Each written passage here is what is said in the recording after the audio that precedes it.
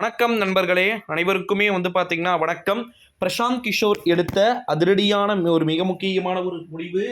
உதயநிதி, உதய்ஜி, அப்புறமா ஸ்டாலின்ஜி, be safe G கண்டிப்பா பார்த்தீங்கன்னா இப்போ வரப்போற எலெக்ஷன் ரொம்பவே நிறைய சேஞ்சஸா இருக்கும். 2026 இஸ் வெரி ரொம்ப ரொம்ப ஒரு கிரிட்டிக்கல் காம்படிஷன் உங்களுக்கு கொடுக்கும் மாதிரி தெரியுது அப்படின்னு சொல்லிட்டு இப்பவே சொல்லி எச்சரிக்கையை பார்த்தீங்கன்னா கொடுத்து இருக்கிறாராம் நம்முடைய பிரசாந்த் கிஷோர்.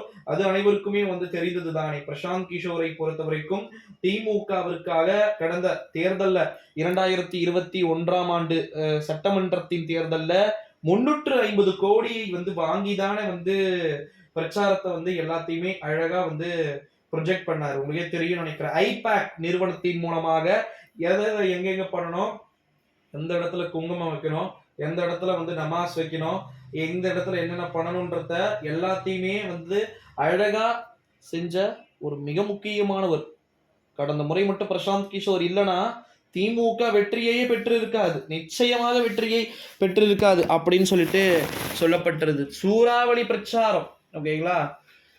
தமிழ்நாட்டுடைய கிளைமேட்டிக், தமிழ்நாட்டுடைய ஐபேக் நிறுவனம் 190 இடங்கள்ல திமுக ஜெயிக்கும்னு சொல்லிட்டு ஐபேக் நிறுவனம் நினைச்சாங்க. ஆனா ஒரு சில விஷயங்கள் திமுகவிற்கு கை கொடுக்காமல் போனதும் நிறைய விதமான இந்துக்களுடைய ஓட்டு சிதறல் அடைந்ததன் காரணமாக பார்த்திங்கன்னா திமுக ஒரு தோல்வியை சந்திக்க வேண்டிய ஒரு சூழல்கள் இருந்ததை நம்மால் பார்க்க முடிகிறது நண்பர்களே. இந்த ஒரு சூழ்நிலையில தான் நிச்சயமாக பிரசாந்த் கிஷோர் எடுக்க போகின்ற முடிவுகள் வரப்போகின்ற இந்த 2024ஆம் ஆண்டு நாடாளுமன்றத்துடைய தேர்தலில் ஒரு மிகப்பெரிய ஒரு திருப்பத்தை ஏற்படுத்தி விடுமோ என்ற ஒரு உணர்வு எல்லாருக்குமே இருக்குது, ஓகேங்களா. அப்படி எதனா சேஞ்ச் ஆகுமா அப்படின்றது அவங்க எக்ஸ்பெக்ட் பண்ணுறாங்க. ஸோ அந்த எக்ஸ்பெக்டேஷனை குறைக்கிற மாதிரி நிறைய விஷயங்களும் ஒருபுறம் போயிட்டுருக்கிறதா தகவல்கள் வெளியாகி இருக்கிறதையும் நம்மளால் பார்க்க முடியுது நண்பர்களே. ஸோ அஃபீஷியலாக பிரசாந்த் கிஷோர் அப்படின்றவர் எடுக்க போகின்ற அதிரடியான முடிவுகள் எல்லாம் எப்படியெல்லாம் மாறும் அப்படின்றத நம்ம கம்பல்சரி வெயிட்டிங் பண்ணி தான் பார்க்கணும் நண்பர்களே.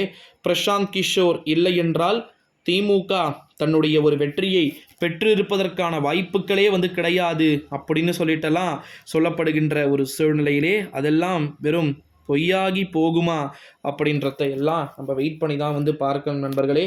காலம் இது அனைத்திற்கும் பதிலை கூறும், ஓகேங்களா.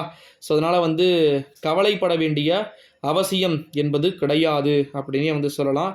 இந்த வீடியோவை எல்லாருக்குமே ஷேர் பண்ணிக்கோங்க. நன்றி.